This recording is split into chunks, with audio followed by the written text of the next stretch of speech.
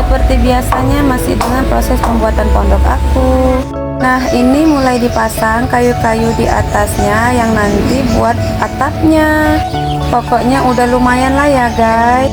Oh ya guys, buat menu makan siang kami nanti, aku mau masak asam pedas ayam kampung. Nah, ini ayam kampungnya mau aku bakar dulu biar bulu-bulu halusnya itu terbakar habis. Nah, ini nanti mau kita masak asam pedas. Kita potong ayam kampung ya guys, nanti kita mau bikin asam pedas. Masak asam pedasnya nggak aku videoin ya guys, karena aku masih repot banget. Maklumlah ya guys, karena pondok aku kan belum selesai. Jadi kalau aku bikin konten masak-masak tuh aku belum fokus, karena kan masih berantakan gitu pondoknya aku. Nanti kalau pondok aku udah selesai, baru deh nanti aku bikin konten masak-masaknya seperti biasanya. Ya udah ya guys, sampai di sini dulu. Sampai jumpa.